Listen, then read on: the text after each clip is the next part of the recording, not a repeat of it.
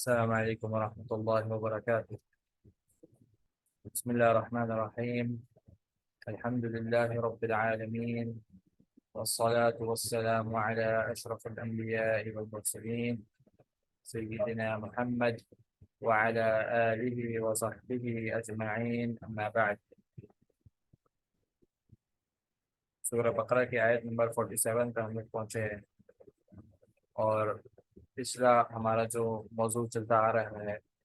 وہ بنی اسرائیل کے بارے میں ہے، اور کس طریقے سے اللہ رب العالمین نے ان کے اندر جو وہ طبقے کے لوگ جن کے پاس علم تھا، ان کے اندر کس قسم کی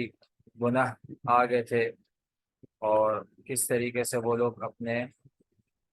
ہوس کے پجاری بن گئے تھے، اور اللہ رب العالمین نے یہاں پر ان کی بڑی 3 غلطیاں گنوائی ہیں۔ سب سے پہلے تو یہ کہ حق کو جاننے کے بعد اس کو جھٹلاؤ مت۔ فرمایا اللہ رب العالمین نے کہ تم جب کہ اس حق کو جان چکے ہو، فلا تکونوا اول کافر بہ، تو اس کے بعد اس کے سب سے پہلے کفر کرنے والے نہ بنو۔ تو یہ ان کے اندر یہ غلطی تھی، ان کے خاص طور پر وہ لوگ کہ جن کے پاس دین کا علم تھا، اور وہ اس دین کو دیکھ کر، اس آخری نبی محمد رسول اللہ صلی اللہ علیہ وسلم کو دیکھ کر پہچان چکے تھے کہ یہی وہ حق اور سچا دین ہے، کہ جس کا تذکرہ ہماری بھی کتابوں میں ہو چکا ہے۔ اس کو پہچاننے کے بعد اس کا انکار کرنا، یہ تکبر کی بھی ایک علامت ہے، اور اس سے بڑی لچائی اور ہٹرمی نہیں ہو سکتی۔ تو یہاں پر انہوں نے اس قسم کا جب مظاہرہ کیا تو اللہ رب العالمین نے ان کو نصیحت کرتے ہوئے فرمایا کہ وَلَا تَكُونُوا أَوَّلَ كَافِرٍ بِهِ، کہ اس کے سب سے پہلے کفر کرنے والے نہ بنو۔ یہ سب سے پہلی ان کی غلطی تھی جو انہوں نے کی ہے، اور جس کے بارے میں اللہ رب العالمین نے ان کو آگاہ کیا۔ دوسری کیا غلطی تھی کہ اللہ رب العالمین کے احکامات کو چند فائدے کے بدلے، تھوڑے سے فائدے کے بدلے بیچ دیا کرتے تھے، اور اسی طریقے سے حق کو باطل کے ساتھ ملا دیا کرتے تھے، اور باطل کو حق کے ساتھ ملا دیا کرتے تھے، تاکہ یہ اپنے فائدہ اٹھا سکیں، تاکہ ان کو اپنا فائدہ حاصل ہو سکے۔ یہ وہ دوسری غلطی تھی کہ جس کے بارے میں اللہ رب العالمین نے یہاں پر آگاہی دلائی ان کو کہ تم اس غلطی سے بچو، اور راہ راست پر آ جاؤ، تاکہ یہ کہ تم لوگ بھی ہدایت پانے والوں میں سے ہو جاؤ۔ تیسری ان کے بڑے لوگوں میں یہ غلطی تھی، ان کے وہ لوگ جن کے پاس علم تھا، کہ وہ لوگوں کو تو بھلائی کا، نیکی کا حکم دیتے تھے، ایمانیات کی طرف بلاتے تھے، لیکن خود اپنے آپ کو بھول جایا کرتے تھے، اور خود اس کے اوپر عمل نہیں کیا کرتے تھے۔ تو یہ وہ تیسری غلطی تھی کہ جس کے بارے میں اللہ رب العالمین نے یہاں پہ ان کی تنبیہ کی، اور بذات خود ان کو مخاطب کرتے ہوئے فرمایا کہ تم اس چیز سے باز آ جاؤ، اس حرکت سے دور رہو، کیونکہ اللہ رب العالمین کے نزدیک یہ چیز سخت ناپسند ہے۔ پھر اس کے بعد فرمایا اللہ رب العالمین نے آیت نمبر 47 میں ان سے ہی مخاطب کرتے ہوئے، اعوذ باللہ من الشیطان الرجیم، بسم اللہ الرحمن الرحیم، یا بنی اسرائیل اذکروا نعمتی التي انعمت علیکم وانی فضلتکم علی العالمین واتقوا يوما لا تجزي نفس عن نفس شيئا ولا يقبل منها شفاعة ولا يؤخذ منها عدل ولا هم ينصرون۔ فرمایا اللہ رب العالمین نے یا بنی اسرائیل، یہ ہم لوگ پہلے بھی دیکھ چکے ہیں، یہاں پر جو رسم خط ہے قرآن کریم کی، وہ یا اور اس کے اوپر ایک کھڑا زبر ہے، اور بنی اس کے ساتھ ملا ہوا ہے، لیکن یہ کہ در حقیقت یہ معنی کے اعتبار سے اور تلاوت کے اعتبار سے بھی یہ الگ الگ ہے۔ کیونکہ اس کے اوپر ایک کھڑا زبر آ گیا ہے، تو یہ یا الف کے ساتھ الگ پڑھا جائے گا، یا بنی اسرائیل. اور یا جو ہے یہ حرف ندا ہے، ہم پہلے بھی دیکھ چکے ہیں، جو کسی کو پکارا جانا یا اس معنی میں یہ فائدہ دیتا ہے. اے بنی اسرائیل، اے اسرائیل کی اولاد. اور اسرائیل سے ہم مراد یعقوب علیہ السلام ہے. یعقوب علیہ السلام کے ناموں میں سے ایک نام اسرائیل بھی تھا. تو یہاں پر مراد یہی لوگ ہیں، اے بنی اسرائیل، یعنی کہ یعقوب علیہ السلام کے وہ جو 12 بیٹے تھے، ان سے جو 12 قبیلے آگے تشکیل ہوئے،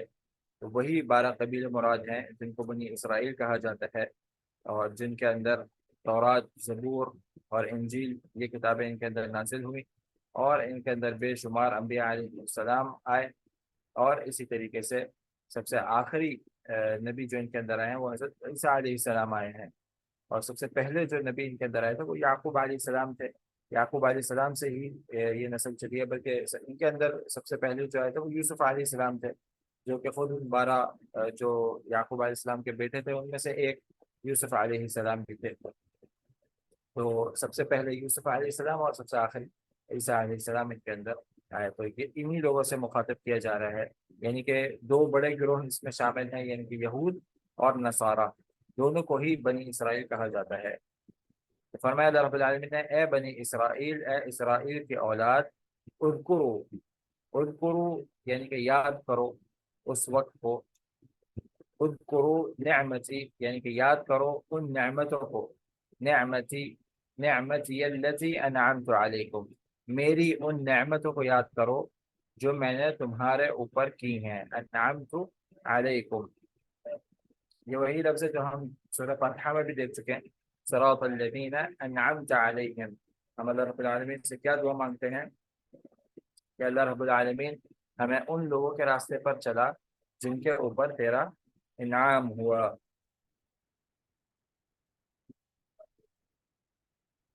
اور اللہ رب العالمین کا انعام کن لوگوں پر ہوا؟ وہی 4 قسم کے لوگ جن کے بارے میں آگے ہم تفصیل کے ساتھ پڑھیں گے، کہ جن کے بارے میں آیا ہے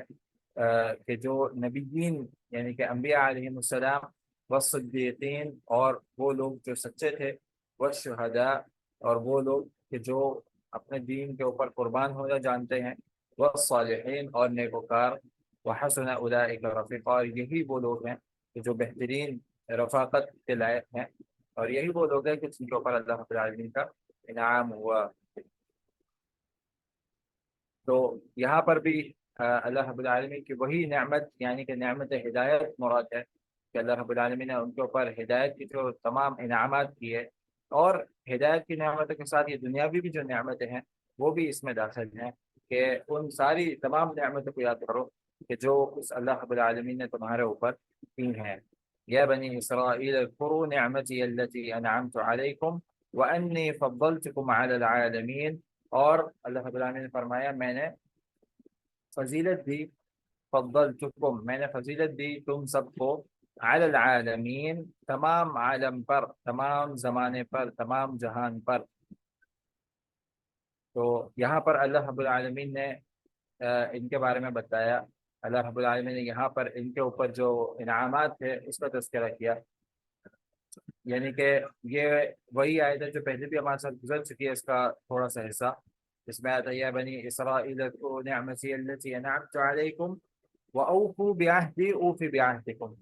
اے بنی اسرائیل یاد کرو ان نعمتوں کو کہ جو اللہ رب العالمین نے تمہارے اوپر کی ہیں، اور اس وعدے کو نبھاؤ کہ جو تم نے اپنے رب کے ساتھ کیا، تو پھر اللہ رب العالمین بھی اس وعدے کو نبھائے گا جو اللہ رب العالمین نے تمہارے ساتھ کیا. اور یہ آیت پہلے ہمارے ساتھ گزر چکی ہے. یہاں پر کیا ہے؟ یا بنی اسرائیل اذکروا نعمتی التي انعمت علیکم، اے بنی اسرائیل یاد کرو ان نعمتوں کو کہ جو اللہ رب العالمین نے تمہارے اوپر کی ہیں، وانی فضلتکم علی العالمین اور ہم نے تمہیں فضیلت دی تمام جہان پر.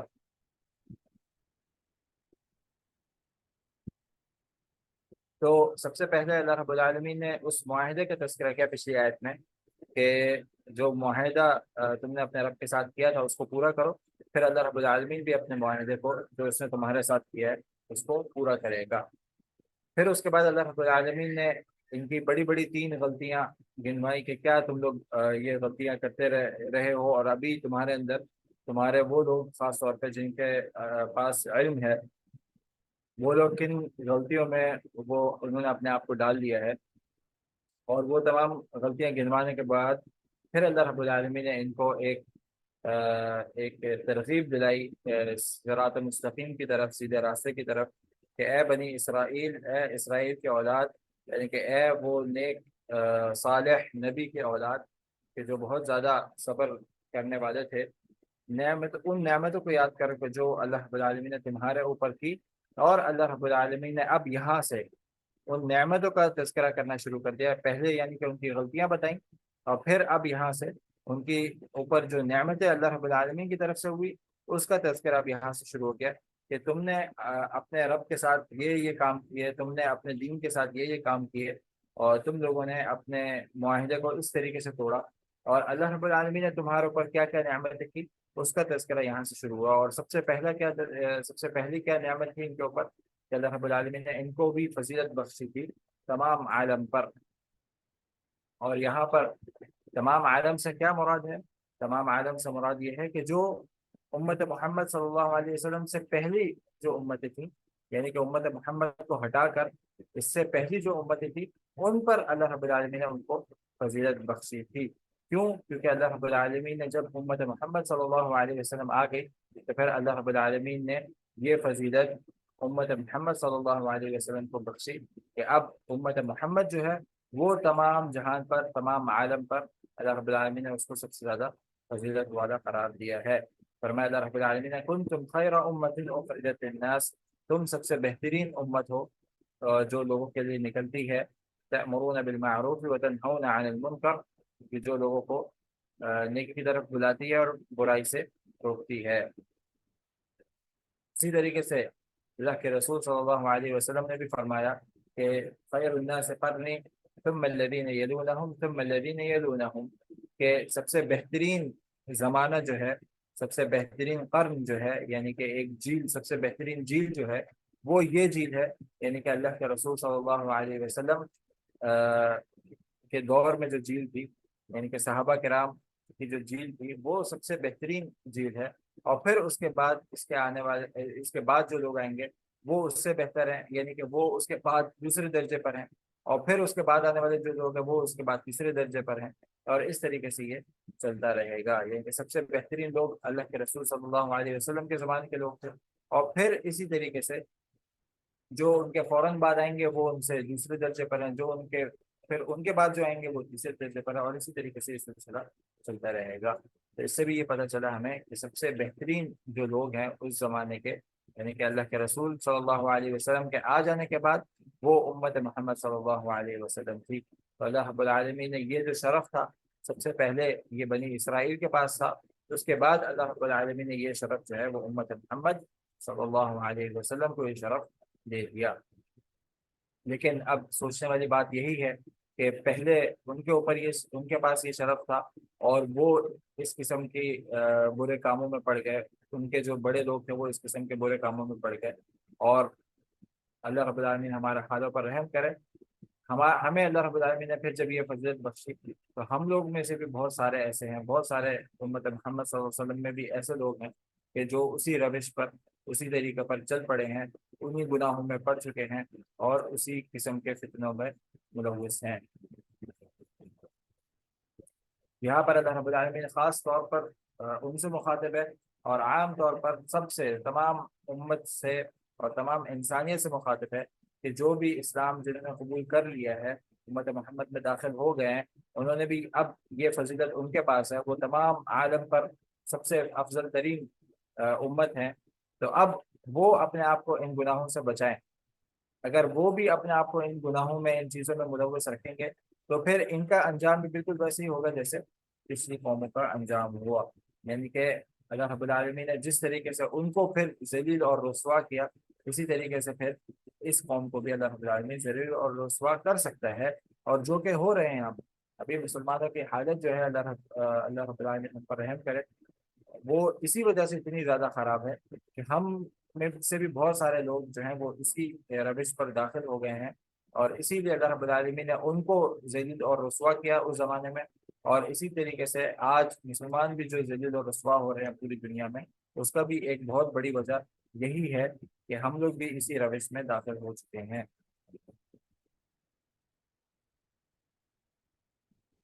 فرمایا اللہ رب العالمین نے، یا بنی اسرائیل اذکروا نعمتی التي انعمت علیکم وانی فضلتکم علی العالمین، اور میں نے فضیلت بخشی تمہیں تمام عالم پر۔ واتقوا يوما لا تجزي نفس عن نفس شيئا ولا يقبل منها شفاعة ولا يؤخذ منها عدل ولا هم ينصرون۔ واتقوا، واو استعمال ہوتا ہے اور کے لیے، ہم لوگ کئی دفعہ پڑھ چکے ہیں، اور یہ ایسے لفظ ہیں، ایسے حروف ہیں کہ جو قرآن کریم میں بار بار آگے بھی آتے چلے جائیں گے۔ پھر ایک ٹائم پہ انشاءاللہ ہم لوگ یہ کریں گے کہ پھر میں یہ نہیں بتاؤں گا، پھر آپ لوگوں نے یہ بتانا ہے، اس لیے آپ لوگ اس کو دوبارہ دوبارہ ریپیٹ کرتے رہیں، تاکہ یہ کہ پھر ایک وقت ایسا آئے گا انشاءاللہ پھر میں آپ لوگوں سے اس کا ترجمہ کرواؤں گا، اور پھر ہم لوگ انشاءاللہ اس کو آگے کنٹینیو کریں گے۔ تو واو جو آتا ہے وہ حرف عطف کہلاتا ہے، یعنی کہ جس کا مطلب اردو زبان میں اگر اس کا ترجمہ کریں تو اور کے معنوں میں آتا ہے۔ اور ڈر جاؤ، اتقو، تقوی اختیار کرو، ڈر جاؤ، یومن، اس دن سے، لا تجزی نفس، لا نہیں، تجزی یعنی کہ بدلہ، جزا یعنی کہ بدلہ، لا تجزی نفس کوئی بھی نفس، عن نفس کسی بھی نفس سے یا کسی بھی چیز سے، شیئا کچھ، یعنی کہ اس کا پورا مطلب کیا ہوتا ہے، واتقوا، ڈر جاؤ اس دن سے کہ جس دن کوئی بھی جزا یا کوئی بھی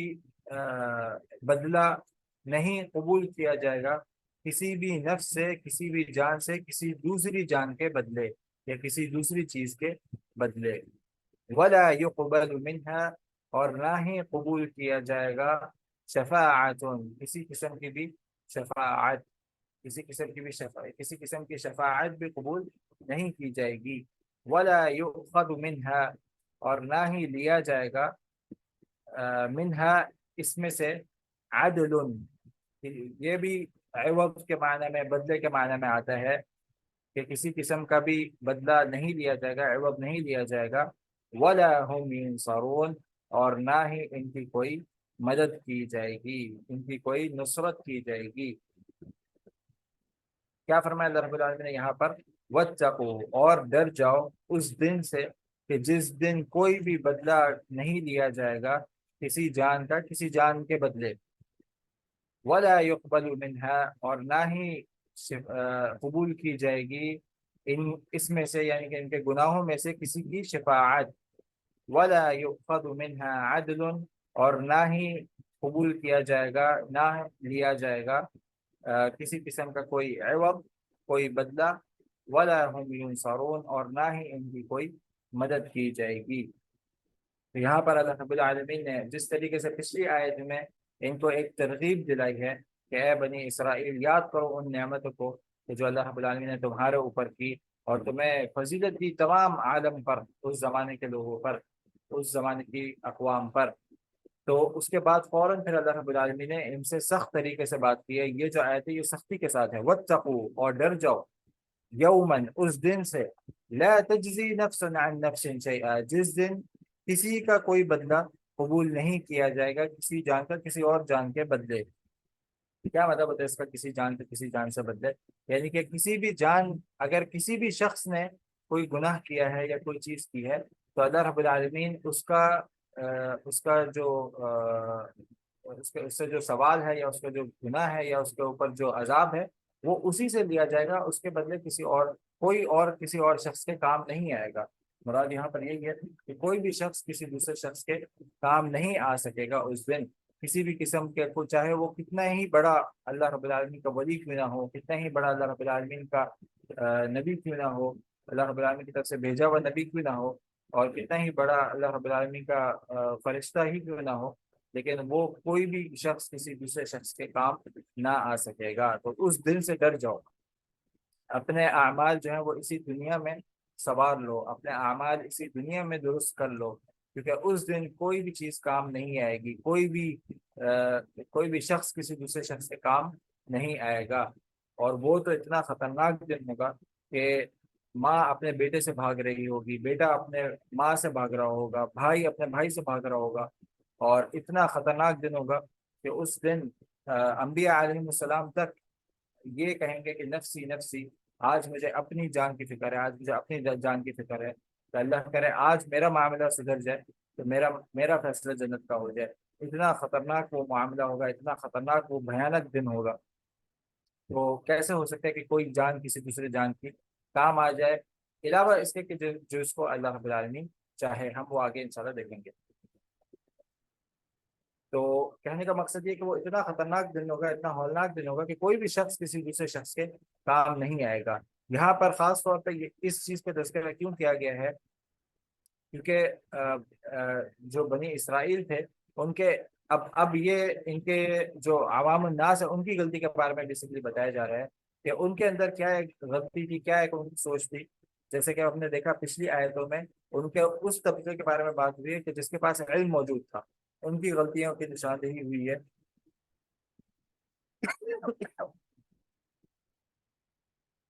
اور ان کی غلطیوں کے بارے میں بات ہوئی ہے۔ اسی طریقے سے اب ان کی عوام الناس کے اندر کیا کیا غلطیاں تھی اس کے بارے میں تذکرہ ہوا ہے، اور یہی غلطیاں جو ہیں یہ ہمارے اندر، یعنی کہ ہماری جو عامت الناس ہے اس کے اندر بھی یہی ساری غلطیاں موجود ہیں، جس سے بچنے کی بہت زیادہ ضرورت ہے، جس کے بارے میں اللہ رب العالمین نے یہاں پر اشارہ دلایا ہے۔ ان کی سوچ کیا تھی، ان کی فکر کیا تھی؟ ان کی سوچ یہ تھی کہ ہم اگر اپنے بڑوں کی بات مان رہے ہیں، ہم اپنے بڑوں کے اتنا عزت اور اتنا احترام کرتے ہیں، تو لہٰذا یہ کہ قیامت کے دن یہ ہمیں چھڑا لے جائیں گے، اب چاہے ہمارے جو بھی اعمال ہوں، ہمارے چاہے جتنے بھی برے اعمال ہوں، ہم نے کیونکہ ہم نے ان کو خوش کر دیا ہے۔ یہ اللہ کے بہت زیادہ قریبی ولی ہیں، اللہ رب العالمین کے بہت بڑے ولی ہیں یہ، اور اللہ رب العالمین ان کی بات تو ٹالے گا ہی نہیں۔ تو ہم نے چونکہ ان کو خوش کر دیا ہے، تو اس کا مطلب یہ کہ اب ہمیں آخرت کی فکر کرنے کی ضرورت نہیں ہے، بلکہ اللہ رب العالمین خود ہمیں جنت میں داخلہ دے گا۔ یہ ان کی سوچ تھی، اور یہی بہت سارے آج کل کے مسلمانوں کی بھی سوچ بن گئی ہے کہ اگر کوئی اللہ رب العالمین کا ولی ہے تو آپ نے بس اس کو خوش کرنا ہے، اس کو کسی طریقے سے بھی خوش کرے، پیسوں کے ذریعے اور مال کے ذریعے، اور جو چیز آپ اس کو دے سکتے ہیں وہ آپ دیں۔ اس کو خوش کر دیا آپ نے، ایک دفعہ اس کی قبروں پہ چادریں چڑھائیں، پھول چڑھائیں، اور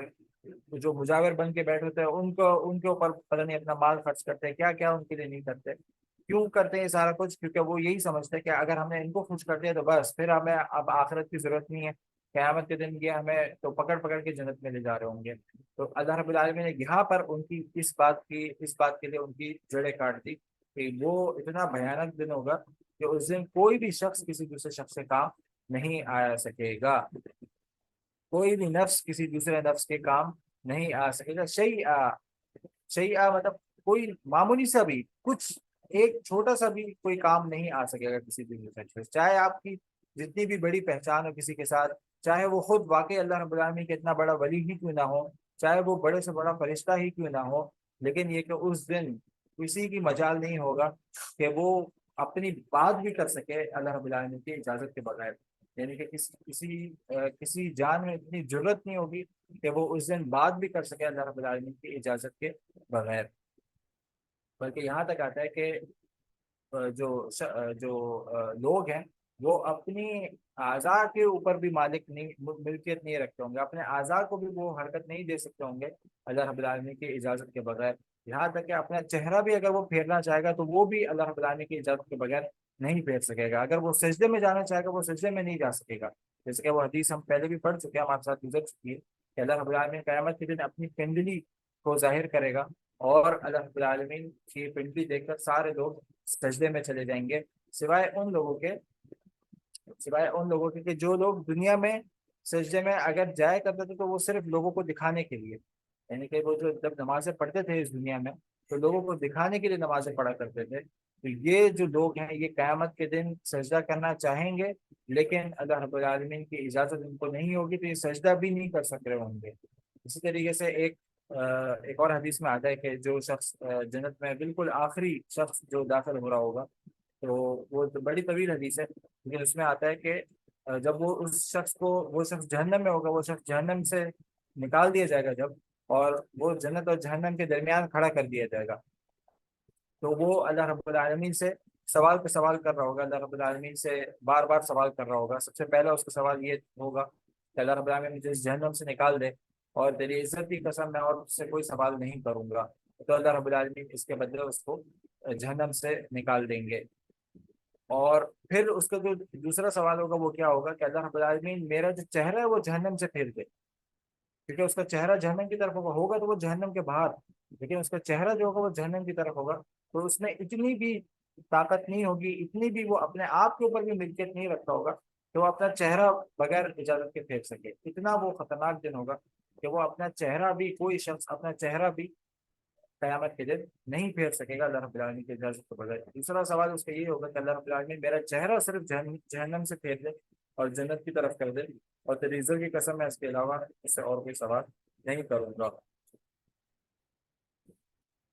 اسی طریقے سے وہ حدیث میں جو آتا ہے کہ جب تک انسان 5 سوالوں کے جواب نہیں دے دے گا تب تک وہ اپنے قدم بھی اپنی جگہ سے نہیں ہلا سکے گا۔ تو یہ صرف کہنے کی بات نہیں ہے، بلکہ واقعی انسان اپنے قدم بھی اس کی ملکیت میں نہیں ہوں گے، اس کے اختیار میں نہیں ہوں گے کہ وہ بغیر اجازت اپنے قدم بھی ہلا سکے، اور وہ اپنی جگہ پہ ہی کھڑا ہوا ہوگا جب تک وہ 5 سوالوں کے جواب نہیں دے دیتا۔ یہ اتنا خطرناک دن ہوگا کہ کوئی شخص کسی اور شخص سے کام نہیں آ سکے گا۔ ولا يقبل منها شفاعت، اور نہ ہی کسی کی شفاعت قبول کی جائے گی اس دن۔ اور یہاں پر کیا مراد ہے؟ جیسے کہ ہم لوگ جب پچھلی جملہ پڑھ رہے تھے تو ہم نے اس میں بھی دیکھا کہ اللہ رب العالمین نے سرے سے ہی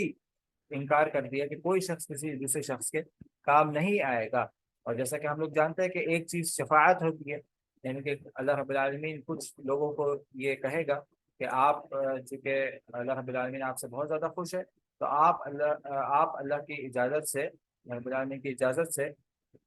کچھ لوگوں کو جہنم سے نکال سکتے ہیں، ان کی شفاعت کر سکتے ہیں۔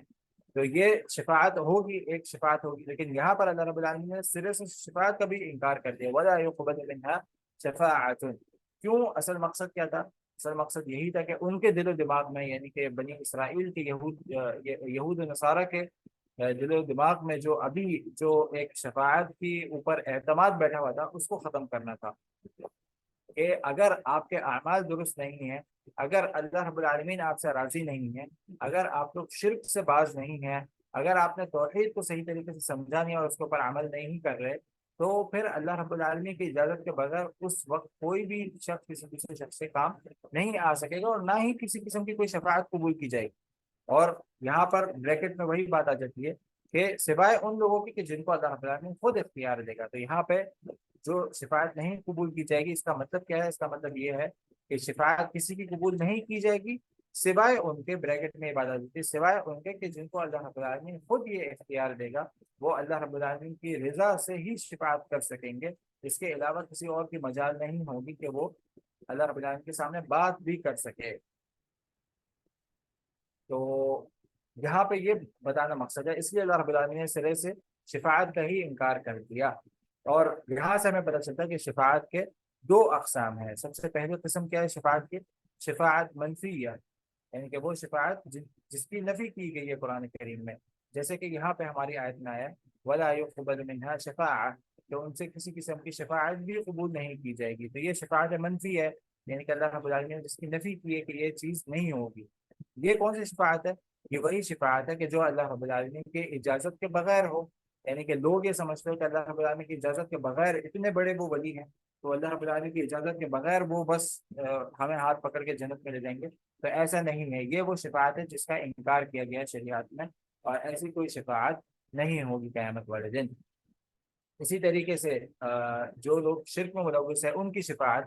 تو لوگ یہ سمجھتے ہیں کہ وہ بھی اگر آپ شرک کرو، اگر آپ کوئی بھی کام کرو تو آپ کے لیے شفاعت ہوگی، تو یہ بھی شفاعت منفیہ میں داخل ہے کہ اس قسم کی کوئی شفاعت نہیں ہوگی کہ جو شرک پہ ملوث ہو۔ جو شخص مشرک ہے اس کی اللہ رب العالمین ہرگز وہ شخص جنت میں داخل نہیں ہو سکے گا، اگرچہ وہ اس دنیا میں ہی توبہ طائب نہ ہو جائے۔ اسی طریقے سے جو بڑے گناہ ہیں، گناہ کبیرہ میں جو شخص داخل ہے، اس کا معاملہ جو ہے وہ اللہ رب العالمین کے سپرد ہے۔ اللہ رب العالمین چاہے گا تو اس کو بغیر عذاب دیے اس کو جنت میں داخل کر دے گا۔ اللہ رب العالمین چاہے گا تو اس کو عذاب ملے گا اتنا ہی جتنا اس کے گناہ تھے، اور اس کے بعد اللہ رب العالمین اس کو جنت میں ڈال دے گا۔ اللہ رب العالمین چاہے گا تو اس کو پہلے جہنم میں داخل کرے گا، لیکن اس کا عذاب اتنا نہیں ہوا ہوگا کہ جتنے اس کے گناہ تھے۔ اس سے پہلے اللہ رب العالمین کسی اور کو شفاعت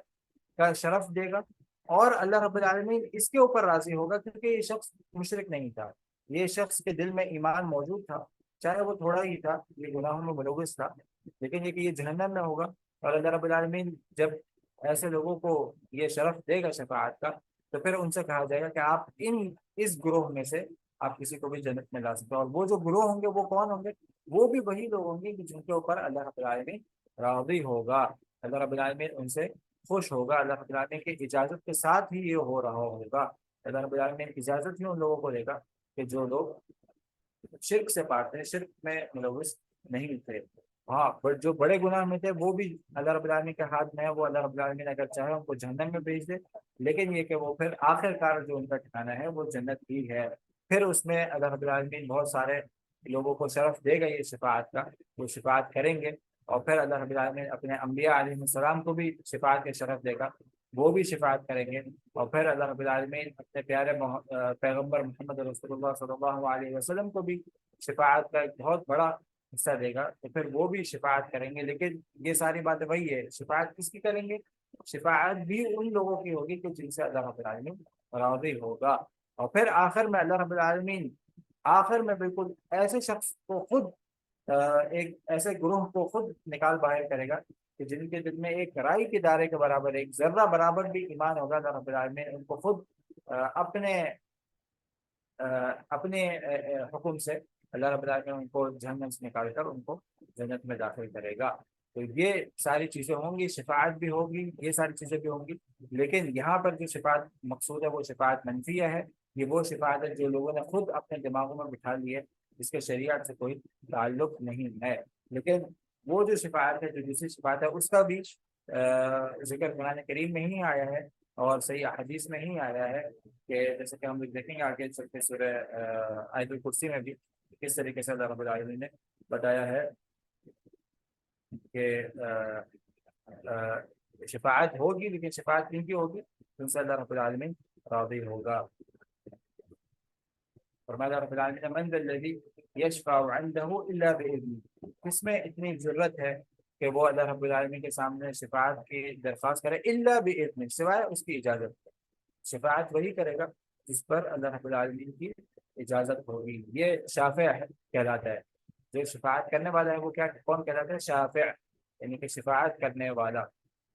اور جس کی شفاعت کی جا رہی ہے، یعنی کہ جو شخص مشکلات میں ہے اس کی سفارش کی جا رہی ہے، وہ کیا کہلاتا ہے عربی زبان میں؟ مشفوع، یعنی کہ جس کی سفارش کی جا رہی ہے۔ تو اس کے بارے میں بھی اللہ رب العالمین نے فرمایا وَلَا يَشْفَعُونَ إِلَّا لِمَنِ ارْتَضَىٰ، اس کی سفارش کریں گے، اس کی یعنی کہ کسی کی سفارش نہیں کر سکیں گے سوائے اس کے الا لمن ارتضیٰ، جس کے اوپر اللہ رب العالمین کی رضا مندی موجود ہوگی، یعنی کہ ان گروہ میں سے بھی شفاعت ہو سکے گی جس پر اللہ رب العالمین کی رضا مندی موجود ہوگی۔ لیکن اس کے علاوہ اگر کوئی سفارش ہے تو وہ شفاعت منفیہ میں داخل ہے، وہ اس کا شریعت انکار کرتی ہے۔ اسی لیے پیارے پیغمبر محمد رسول اللہ صلی اللہ علیہ وسلم نے بھی جب اس دنیا سے رخصت ہو رہے تھے تو انہوں نے تمام اپنے جو قبیلے تھے ان سب کو پکار پکار کر کہا، اور اپنی بیٹی کو بھی پکارا اور اپنی بیٹی سے بھی کہا کہ سلی من مالی ما شئتی، میرے سے اس دنیا میں جتنا مال تمہیں چاہیے تم بولو،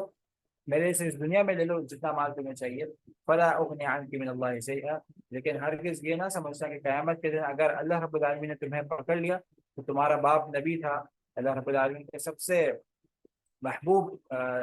نبیوں میں اس کا شمار تھا، سب سے افضل نبی تھا، سب سے افضل بشر تھا، تو تمہارا باپ تمہیں چھڑا دے گا نہیں، اگر اللہ رب العالمین نے پکڑ لیا تو اس دن کوئی کسی کو چھڑا نہیں سکے گا۔ تو اللہ کے رسول صلی اللہ علیہ وسلم نے فرمایا سلی من مالی ما شئتی فلا اغنی عنک من اللہ شیئا، اگر اللہ رب العالمین نے پکڑ لیا تو میں تمہیں وہاں سے چھڑا نہیں سکتا، فلا اغنی عنک من اللہ شیئا۔ تو یہ اللہ اللہ کے رسول صلی اللہ علیہ وسلم ہمیں اصل میں یہ بتانے کا مقصد یہی تھا کہ ہمیں اللہ کے رسول صلی اللہ علیہ وسلم یہ بتانا چاہ رہے ہیں کہ اس قسم کی کوئی شے آپ اپنے دل و دماغ میں نہ رکھیں، اگرچہ آپ وہ اسی قبیلے سے ہیں، آپ قریش کے قبیلے میں سے ہیں، آپ اللہ کے رسول کی نسل میں سے ہیں، آپ آپ کا کوئی بھی مرتبہ ہے، آپ عرب میں سے ہیں، آپ عجم میں سے ہیں، یہ چیز قیامت کے دن بالکل بھی کام نہیں آئے گی۔ قیامت کے دن ایک جو چیز کام آئے گی وہ صرف اور صرف آپ کے اپنے اعمال ہوں گے۔ آپ کے اعمال ایسے ہوں گے کہ اللہ رب العالمین آپ سے خوش ہے تو ہی آپ کو یہ ساری چیزیں مل سکتی ہے۔ اگر آپ کے اعمال بہت اچھے تو اللہ رب العالمین ہو سکتے ہیں آپ کو بھی یہ شرف دے، اور اللہ رب العالمین سے دعا ہے کہ اللہ رب العالمین آپ کو اور ہمیں مجھے بھی یہ شرف دے کہ ہم لوگوں کی شفاعت کر سکیں۔ اور شفاعت کن لوگوں کی ہوگی؟ شفاعت ہوگی بھی ان لوگوں کی جن سے اللہ رب العالمین راضی ہوگا۔ یہاں پر اسی لیے اللہ رب العالمین نے خاص طور پر ان کو ڈانٹتے ہوئے یہ کہا ہے کہ یہ ڈر جاؤ اس دن سے، ڈر جاؤ، باز آ جاؤ اپنے اعمال سے، اور اس دن سے ڈر جاؤ کہ جس دن کوئی بھی نفس کسی دوسرے نفس سے کام نہیں آ سکے گا، اور نہ ہی اس دن کسی قسم کی کوئی شفاعت قبول کی جائے گی۔ اور اب آپ لوگوں کو پتہ چل گیا کسی قسم کی کوئی شفاعت کا کیا مطلب ہے، وہی شفاعت منفی ہے کہ جو لوگوں نے اپنے دماغوں میں بٹھا رکھی تھی لیکن شریعت کا اس سے کوئی تعلق نہیں ہے۔ ولا يؤخذ منها عدل، اور نہ ہی کوئی معاوضہ یعنی کہ کوئی عوض لیا جائے گا، یعنی کہ اگر آپ کے چاہے ایک چھوٹا سا بھی گناہ آپ نے کیا ہو اور اگر اللہ رب العالمین نے اس پر آپ کو پکڑ لیا تو آپ کس چیز سے اپنے آپ کو چھڑا سکیں گے؟ وہ ایسا چیز ہوگی، ایسا دن ہوگا کہ جس دن نہ ہی کوئی مال کام آئے گا کسی کے، اور نہ ہی کوئی آپ کی کوئی اور چیز کام آئے گی۔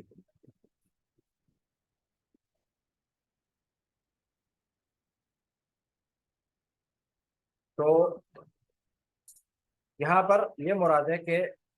کوئی بھی چیز کسی چیز کے بدلے میں نہیں قبول کی جائے گی۔ وہ ایسا دن ہوگا کہ آپ کا اگر کوئی حق اللہ رب العالمین کا رہ گیا ہے تو آپ کسی اور چیز سے قبول آپ کسی اور چیز سے اس کا عوض نہیں دے سکیں گے اس دن۔ ہاں، آج آپ کے پاس وقت ہے، آج آپ کے پاس یہ ٹائم ہے کہ آپ محنت کر کے اپنے نیکیوں کو اتنا بڑھا سکتے ہیں کہ آپ قیامت کے دن ایسی کوئی مشکلات سے دور رہیں۔ اللہ رب العالمین ہم سب کو قیامت کی ہولناکیوں سے دور رکھے، محفوظ رکھے۔ لیکن یہ کہ اگر اللہ رب العالمین نے پکڑ لیے کسی کو تو وہ پھر اپنے آپ کو کسی اور چیز سے چھڑا نہیں پائے گا۔ اسی لیے اللہ کے رسول صلی اللہ علیہ وسلم یہ دعائیں مانگا کرتے تھے کہ اللہم حاسبنا حسابا یسیرا، اللہم حاسبنی حسابا یسیرا، کہ اللہ رب العالمین ہمارا حساب آسان کر دے۔ حضرت عائشہ نے پوچھا تھا کہ اللہ کے رسول صلی اللہ علیہ وسلم یہ آسان حساب کا کیا مطلب ہے؟ تو پھر اللہ کے رسول صلی اللہ علیہ وسلم نے فرمایا تھا کہ آسان حساب کا یہ مطلب ہے کہ اللہ رب العالمین لوگوں کو بلائے گا اور ان کے سامنے ان کے گناہ کو رکھے گا کہ اے بندے، میں نے تیرے اوپر یہ انعامات کیے، میں نے تیرے اوپر یہ انعامات کیے، اور آگے سے تو نے یہ گناہ کیا، تو نے یہ گناہ کیا، تو نے یہ گناہ کیا، تو نے یہ گناہ کیا، اور وہ بندہ اعتراف کر رہا ہوگا آگے سے، بالکل اللہ رب العالمین میں نے یہ گناہ کیا، بالکل میں نے یہ گناہ کیا، بالکل میں نے یہ گناہ کیا۔ اور پھر اللہ رب العالمین کہے گا تو یہ جو سوال ہے یہ حساب یہ سیرا ہے، یہ آسان حساب ہے کہ اللہ رب العالمین صرف آپ کے گناہوں کا اعتراف آپ سے کروا رہا ہوگا، آپ کے سامنے آپ کے گناہ رکھے گا اور انسان اعتراف کر رہا ہوگا، بالکل رب العالمین یہ میں نے گناہ کیا۔ تو یہاں تک یہ حساب یسیرا ہے، یہ آسان حساب ہے۔ لیکن اللہ رب العالمین اگر کسی بھی گناہ پر آپ سے یہ پوچھ لے کہ یہ گناہ آپ نے کیوں کیا تھا تو پھر یہ جو ہے یہ مشکل حساب ہے۔ اب آپ کے اوپر کوئی اور آپ کو نہ کوئی شخص چھڑا سکتا ہے، نہ آپ کو کوئی اور آپ کا کوئی آپ کسی مال سے کسی اور چیز سے آپ اپنے آپ کو چھڑا سکتے ہیں، پھر اس کے بعد کوئی بندہ آپ کو چھڑا نہیں سکتا۔ تو یہ مشکل حساب ہے کہ اللہ رب العالمین آپ سے پوچھ لے کہ میں نے تمہارے اوپر اتنی نعمتیں کی تھی تو پھر تم نے یہ چھوٹا سا گناہ، یہ چھوٹی سی نافرمانی بھی کیوں کی؟ کیوں اللہ رب العالمین کی تم نے یہ نافرمانی کی؟ اللہ رب العالمین کی زمین پہ رہتے ہوئے، اللہ رب العالمین کی نعمتوں کو کھاتے ہوئے، اللہ رب العالمین کی نعمتوں کو استعمال کرتے ہوئے، اللہ رب العالمین کی نعمتوں پہ گھرے ہوئے تم نے یہ کام کیسے کیا؟ کتنی تمہاری ایسی ضرورت ہوئی کہ تم نے میری یہ نافرمانی کی؟ تو اس سوال سے پھر کوئی کسی شخص کو نہیں بچا سکتا اور کوئی شخص اپنے آپ کو بھی اس سے نہیں بچا سکتا۔ تو یہ جو چیز ہے یہ مشکل ہے، اس لیے یہ ہمیں بھی دعا مانگنی چاہیے، اللہم حاسبنی حسابا یسیرا اگر تو اکیلا ہے، اور اللہم حاسبنا حسابا یسیرا اگر جمع کسی میں ہے۔ ولا يقبل منها شفاعة اور نہ ہی کسی قسم کی شفاعت قبول کی جائے گی، ولا یؤخذ منها عدل، اور نہ ہی کسی قسم کا عوض، کسی قسم کا بدلہ لیا جائے گا۔ اور یہ بھی، اس کی بھی مثالیں ہمیں آگے چل کے قرآن کریم میں بہت جگہ پہ ملیں گی کہ اس میں اللہ رب العالمین نے فرمایا کہ اگر وہ پورے زمین کے برابر بھی اگر وہ صدقہ خیرات اور سونا لے کر آ جائیں تو وہ بھی اس کو صدقہ خیرات نہیں، اگر یہ پوری زمین کے برابر بھی سونا لے کر آ جائے تو بھی اس کو قیامت کے دن نہیں چھوڑا سکے گا۔ تو اس سے یہ چیز پتہ چلتی ہے کہ کتنا خطرناک اس دن معاملہ ہوگا۔ ولا يؤخذ منها عدل ولا هم ينصرون، اور نہ ہی ان کی کسی قسم کی کوئی مدد کر سکے گا۔ اور یہ جو تین چیزیں یہاں پہ تذکرہ ہوا ہے، یہی وہ تین چیزیں ہوتی ہیں کہ کسی بھی شخص کو چھڑانے میں کام آتی ہیں۔ یعنی کہ اگر ہم یہ دیکھیں کہ ایک شخص اگر اس دنیا میں کسی جیل میں قید ہو گیا یا کسی معاملے میں یا کسی کیس میں پھنس گیا تو یہ تین ہی چیزیں سے وہ چھوٹ سکتا ہے۔ یا تو یہ کہ اس کو کوئی دوسرا شخص آ کے اس کی سفارش کر دے، اس کا کوئی جاننے والا آ کے یا کوئی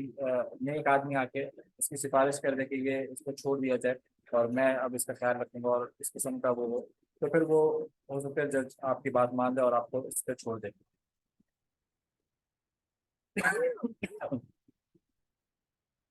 یا پھر آپ سے کوئی معاوضہ اس کے بدلے مانگا جائے کہ نہیں ٹھیک ہے آپ اتنا اتنا جرمانہ ادا کریں اور پھر آپ کو چھوڑ دیا جائے گا، یا آپ اتنی اتنی سزا کاٹیں اور پھر آپ کو چھوڑ دیا جائے گا، یا کسی بھی چیز کے بدلے آپ سے کوئی بدلہ مانگا جائے اس کے بدلے آپ کو پھر چھوڑنے کی آپ کو آپ کے اوپر حکم آ جائے آپ کو چھوڑنے کا۔ یا پھر تیسرا کیا ہوتا ہے کہ جبرن کچھ لوگ آئیں اور اس جگہ کے اوپر حملہ کریں یا اس قید خانے کے اوپر حملہ کریں اور وہاں سے اس کو چھڑا کے اس کی مدد کر کے تو اس کو وہاں سے بھگا لے جائے۔ تو یہی تین چیزیں ہوتی ہیں کسی بھی قیدی کی چھوٹنے کے لیے، یا تو اس کو اس کی کوئی سفارش کر دے اور وہ بغیر کسی چیز کے چھوٹ جائے، یا پھر یہ کہ وہ کسی بدلے کے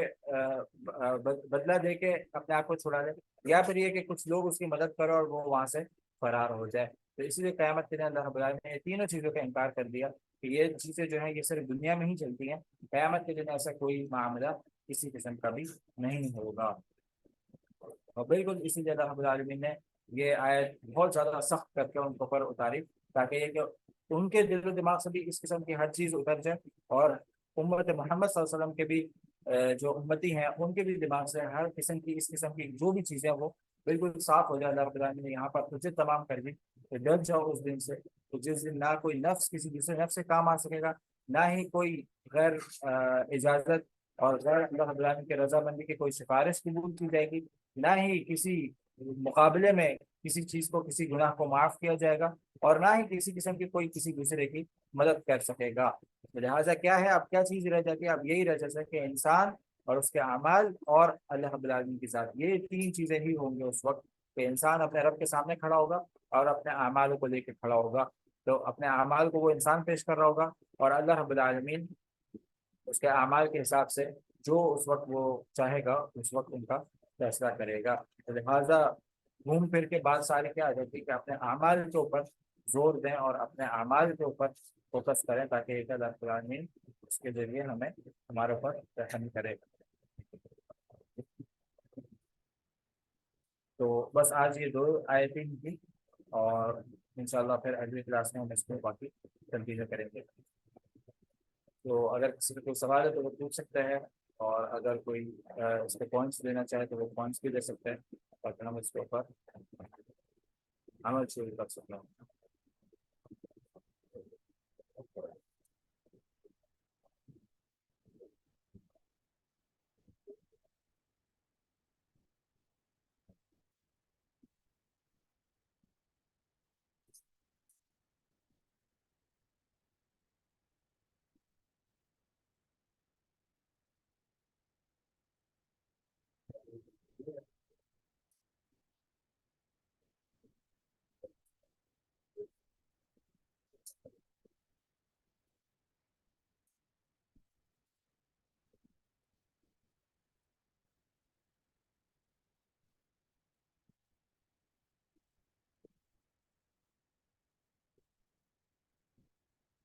بالکل یہ ایک سوال ہے کہ ایک ایسی دعا بتا دے کہ نفاق سے دور ہیں۔ بالکل یہ جو دعا نیچے بتائی گئی ہے، اللہم طہر قلوبنا یا اللہم طہر قلبی من النفاق واعمالنا من الریاء والسنتنا من الکذب وأعيننا من الخيانة إنك تعلم خائنة الأعين وما تخفي الصدور. یہ جو دعا ہے یہ زیادہ سے زیادہ پڑھیں. اور دوسرا یہ کہ یہ جو دعا ہے یہ ایک بہت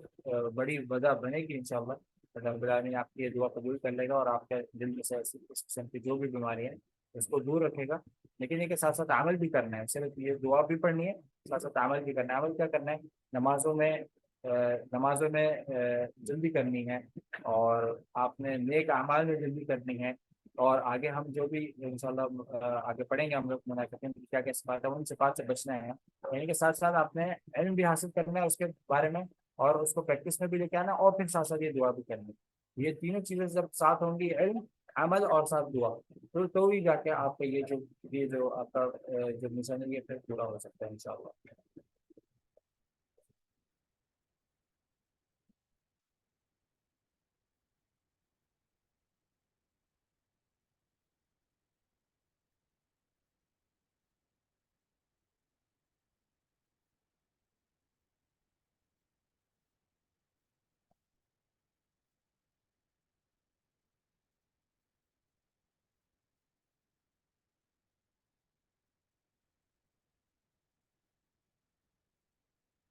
ہاں، یہی میں نے جو بتایا نا، ایمان کی طرف میں آنے کا یہی طریقہ ہے کہ آپ یہی تین چیزیں ہیں.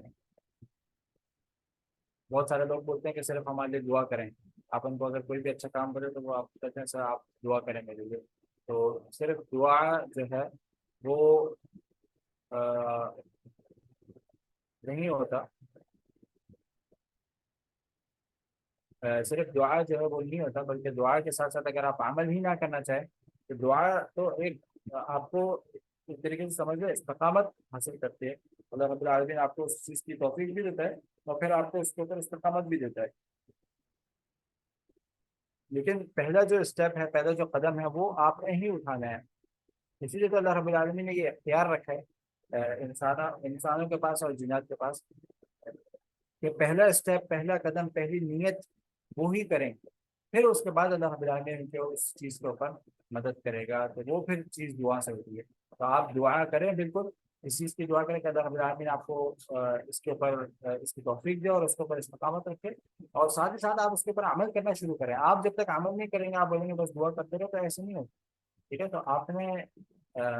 سب سے پہلے دعا کرنی ہے. ٹھیک ہے، اور ساتھ ہی فوراً اس کے اوپر عمل شروع کرنا ہے. اور عمل سے پہلے جو چیز ضروری ہے وہ علم. ٹھیک ہے، کہ علم ہو اور پھر آپ اس کے بعد اس کے اوپر عمل بھی کر رہے ہو، تو پھر یہ کہ انشاءاللہ آپ کو اس عمل کے اوپر بھی تسلی ہوگی کہ واقعی میں نے علم حاصل کیا، اور اس مسئلے میں اس کا یہ علم ہے، اور اس طریقے سے میں نے اس عمل کو انجام دینا ہے. تو آپ نے جب اس بارے میں تمام علم حاصل کر لیا، اب آپ اس کے اوپر عمل شروع کریں تو وہ انشاءاللہ پھر مکمل ہوگا. آپ کے ایمان بھی اس سے مضبوط ہوگا، اور ساتھ ہی ساتھ آپ کا اندر اگر اس قسم کی چیز آ رہی ہے نفاق کی، تو وہ بھی آپ سے دور ہو جائے گی.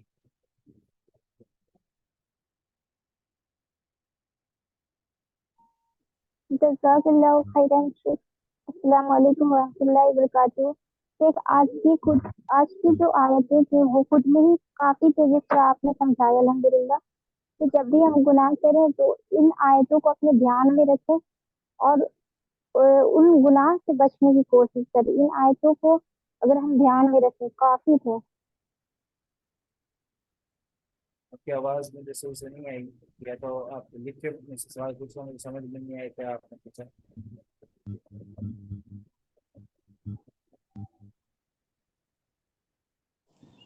اب آ رہی ہے آواز میری؟ آواز آ رہی ہے لیکن بہت ڈسٹرب سے آ رہی ہے.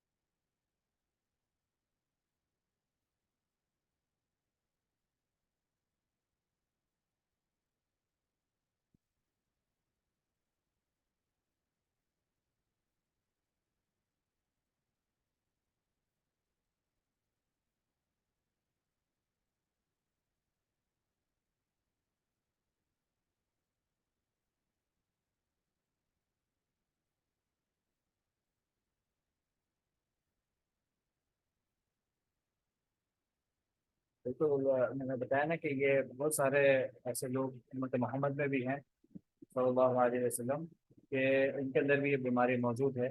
کہ وہ بھی اپنے اماموں کو اپنے ولیوں کو اتنا زیادہ انہیں بڑھا دیا ہے کہ وہ یہی سمجھتے ہیں کہ اگر بس ہم ان کے اوپر ان کے پیچھے چلتے رہیں اور ان کی بات مانتے رہیں اور ان کو کسی طریقے سے اگر ہم خوش کر لیں تو یہ ہمیں سیدھے جنت میں لے جائیں گے، حالانکہ اس قسم کی کوئی چیز نہیں ہے۔ اللہ رب العالمین نے واضح طور پر، اب یہ ہم انشاءاللہ قرآن ہم نے شروع کر دیا ترجمہ تشریح کے ساتھ، آپ لوگ دیکھیں گے آگے بھی واضح طور پر کسی اور چیز کا نام ہی نہیں ہے، کسی اور شخصیت کا، کسی اور فرقے کا، کسی اور چیز کا نام ہی نہیں ہے۔ آپ کو صرف اس پہ جو ایک چیز ملے گی وہ یہ ہے کہ کس طریقے سے صحابہ کرام نے اللہ کے رسول کی اطاعت کی، اس طریقے سے آپ نے بھی اللہ کے رسول صلی اللہ علیہ وسلم کی اطاعت کرنی ہے۔ عبادت جو ہوگی وہ صرف اور صرف اللہ رب العالمین کی ہوگی، اور اطاعت جو ہوگی وہ صرف اور صرف پیارے پیغمبر محمد رسول اللہ صلی اللہ علیہ وسلم کی ہوگی۔ اور اللہ کے رسول کی اطاعت، اللہ کے رسول کے فرمان، اللہ کے رسول کے احکامات کو سمجھنا کس طریقے سے ہے، وہ جس طریقے سے صحابہ کرام نے اور ان کے بعد آنے والے سلف صالحین نے سمجھا، اس طریقے سے ہی آپ نے اس کو سمجھنا ہے،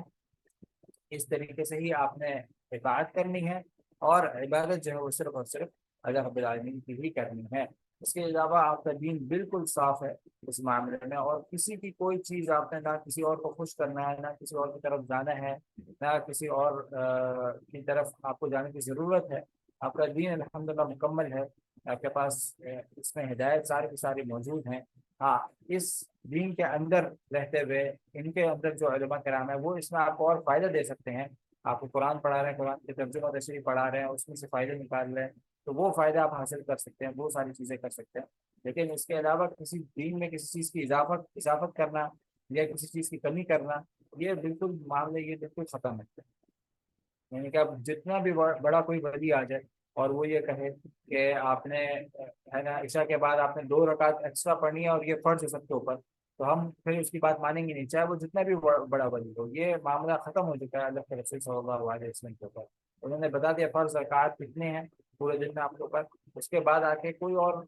اگر بولتا ہے کہ یہ 2 رکعت بھی فرض ہے آپ کے اوپر، یا ایک سجدہ بھی اور فرض ہے آپ کے اوپر زیادہ، تو ہم لازمی بات ہے اس کی بات کو بالکل بھی نہیں مانیں گے۔ اسی طریقے سے اگر کوئی دین میں کسی چیز کی کمی کرتا ہے کہ آپ اگر 4 نمازیں بھی پڑھ لیں تو آپ کے اوپر جائز ہے، ایک نماز آپ کو پڑھنا ضروری نہیں ہے، تو اس قسم کی کوئی بات ہم نہیں مانیں گے، کیونکہ دین مکمل ہو چکا ہے۔ اور اللہ کے رسول صلی اللہ علیہ وسلم کو بھیجے جانے کا جو مقصد تھا وہ یہی تھا کہ اللہ کے رسول صلی اللہ علیہ وسلم اس کے اوپر عمل کر کے لوگوں کو دکھا دیں کہ اس طریقے سے آپ لوگوں نے بھی عمل کرنا ہے، نہ کسی چیز کا اضافہ، نہ کسی چیز کا نقصان، بالکل جیسے بتا دیا اللہ کے رسول صلی اللہ علیہ وسلم نے کون سی نماز کتنی رکعت پڑھی، کس وقت میں پڑھی، کس وقت اللہ کے رسول جماعت کرایا کرتے تھے، کس قسم کی جماعت کرایا کرتے تھے، بالکل آپ نے ایز اٹ از ویسے ہی اللہ کے رسول کو فالو کر رہے ہیں۔ اللہ کے رسول کو اسی لیے ہمارے لیے اسوہ حسنہ بنا کے بھیجا ہے، تو ہمیں چاہیے کہ ہم واقعی اللہ کے رسول کو اسوہ حسنہ بنائیں، تبھی جا کے ہم تبھی جا کے جب ہماری آنکھیں بند ہوں گی، ہم قبر میں داخل ہوں گے، تو پھر ہم سے جب سوال ہوگا تو وہ یہی ہوگا کہ آپ اس شخص کو پہچانتے ہو یا یہ شخص کون ہے، تب ہم بول سکیں گے اگر ہم نے واقعی اللہ کے رسول کو اپنا اسوہ حسنہ بنایا ہوگا، اگر ہم نے ہر معاملے میں دیکھا ہوگا کہ اس میں اللہ کے رسول کی کیا کیا ہدایت ہے، تبھی جا کے ہم اس کا جواب دے سکیں گے کہ یہ ہمارے پیارے پیغمبر ہیں اور ہم نے انہی کی اطاعت کی ہے، اور انہی کے دین جو ہے یہ دین لے کے آئے تھے، اسی کے اوپر ہم لوگ چلے ہیں، تب جا کے ہم یہ جواب دے سکیں گے، ورنہ یہ جواب صرف رٹنے سے آپ کو نہیں آئے گا۔ اس وقت جو جواب دے رہا ہوگا وہ آپ کے اعمال جواب دے رہے ہوں گے، آپ خود جواب نہیں دے رہے ہوں گے کہ آپ یہاں سے جواب یاد کر کے جائیں تو آپ کہیں گے کہ بس میں نے یاد ہے مجھے یہ چیز، تو یہ جب بھی مجھ سے پوچھا جائے گا تو ایسا نہیں ہے۔ اس وقت جو جواب دے رہے ہوں گے وہ آپ کے اعمال ہوں گے، اگر آپ کے اعمال واقعی ایسے ہیں کہ وہ سارے کے سارے واقعی آپ اللہ کے رسول کو فالو کرتے تھے، تو آپ کے اعمال خود جواب دیں گے کہ یہ ہمارے پیارے پیغمبر ہیں اور بالکل میں ان کو جانتا ہوں۔ اور اگر آپ کے اعمال اس کو جانتے ہی نہیں ہوں گے، اللہ کے رسول کی ہدایت کو نہیں جانتے ہوں گے، اور آپ یا تو کسی امام کو فالو کر رہے ہیں یا آپ اپنے والدین کے دین پر ہیں، تو پھر آپ وہاں پہ انکار کر دیں گے کہ میں نہیں ان کو جانتا، یہ کون ہے، اور میں بالکل ان کو نہیں جانتا۔ تو یہ جو معاملات ہوں گے بڑے خطرناک ہوں گے، اس لیے لہٰذا ہمیں چاہیے کہ جس طریقے سے اللہ رب العالمین نے بالکل واضح طور پر بتا دی ہے، اسی طریقے سے ہم بھی بالکل واضح طور پر ان کی اتباع کریں، اور انشاءاللہ پھر اسی طریقے سے ہم لوگ سیدھے راستے پر رہیں گے۔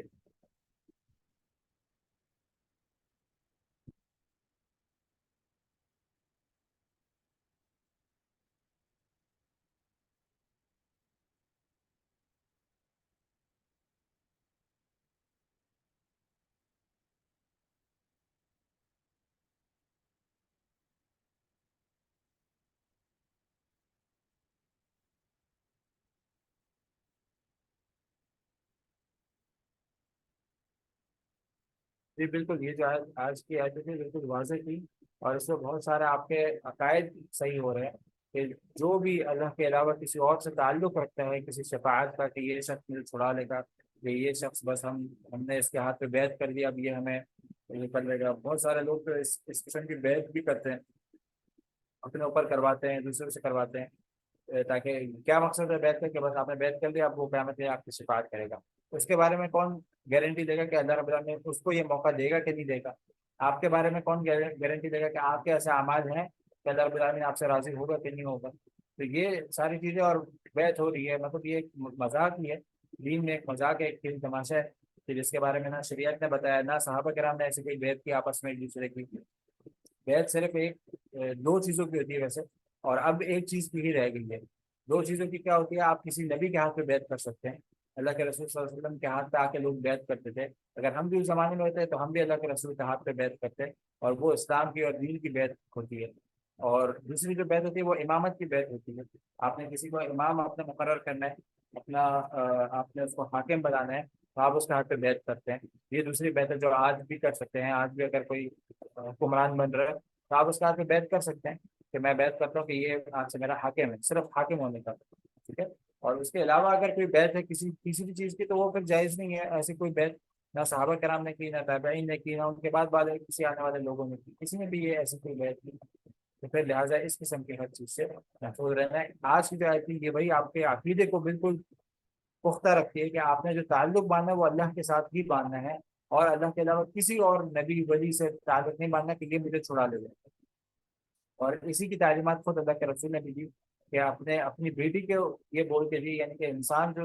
سب سے زیادہ محبت جن لوگوں سے کرتا ہے اس دنیا میں، اس میں سے ایک آپ کی بیٹی ہوتی ہے. انسان اپنی بیٹی سے جتنی محبت کرتے ہیں اتنی اور کس سے کر سکتے ہیں؟ تو اللہ کے رسول نے اسی لیے اپنی بیٹی کو بلا کے یہ کہا. اور بتانے کا مقصد یہ نہیں تھا کہ ان کو یہ کہہ رہے تھے، بتانے کا مقصد اصل یہی تھا کہ امت کو یہ بات پہنچ جائے کہ جب اللہ کے رسول نے اپنی بیٹی کو یہ کہہ دیا تو اب اس کے بعد تو بات ہی ختم ہو گئی نا. اس کے بعد اور کون ہے اللہ کے رسول کے قریب جو لوگ ہیں ان میں سب سے پہلے نمبر تو ان کی بیٹی ہی آتی ہے. اس کے بعد کون آ سکتا ہے؟ اس کے بعد کوئی امت کا دوسرا کوئی ایسا شخص ہے کہ جو کہے کہ میں ان سے بھی زیادہ اللہ کے رسول قریب ہو ہی نہیں سکتا. تو اللہ کے رسول نے اسی لیے ان کو بلا کے کہا کہ سلیمی من بعد ما شئتی فلا اغنی عنک من اللہ شیئا، کہ عمل کر کے آنا ہے. اعملی فلا اغنی عنک من اللہ شیئا، کہ عمل کر کے آنا ہے دنیا میں. اگر اللہ نے پکڑ لیا تو میں ہرگز تمہیں چھڑا نہیں سکوں گا. تو یہ اس نے کہہ دیا کہ جو اللہ رب العالمین کا خلیل ہے، اللہ رب العالمین نے اس نبی کو اپنا خلیل بنایا. اللہ کے رسول صلی اللہ علیہ وسلم کو اللہ رب العالمین نے اپنا خلیل بنایا. اور اللہ کے رسول صلی اللہ علیہ وسلم کے پاس بھی اختیار نہیں ہے کہ اگر اللہ نے کسی کو پکڑ لیا تو وہ کسی کو چھڑا سکے. تو جب اللہ کے خلیل کسی کو نہیں چھڑا سکتے تو پھر اس کے بعد کسی اور کی کیسے ضرورت ہے کہ وہ اللہ کے سامنے کسی اور کو چھڑا لے جائے؟ یہ آج کی جو آیت ہے وہ یہ آپ کے عقیدے کو پختہ کر دیتی ہے کہ اب آپ نے اس قسم کی کوئی چیز، کوئی تعلق کسی اور کے ساتھ نہیں رکھنا.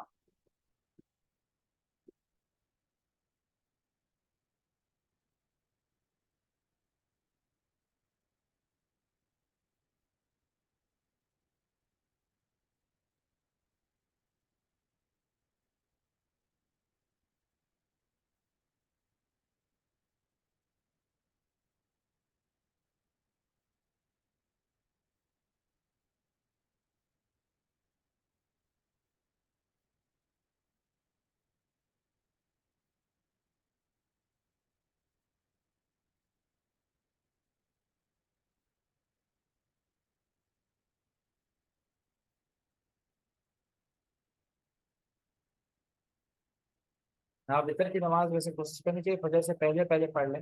لیکن یہ کہ اگر اذان ہو گئی ہے تو آپ اگر پڑھ سکتے تو ایک رکعت ہی پڑھنی ہے. آپ کوشش کر لیں پھر پڑھ لیں. فجر کی جماعت سے پہلے پہلے پڑھ لیں تو اچھا ہے، کیونکہ یہ وہی نماز ہے کہ جس کو اللہ کے رسول نے سفر کی حالت میں بھی نہیں چھوڑی.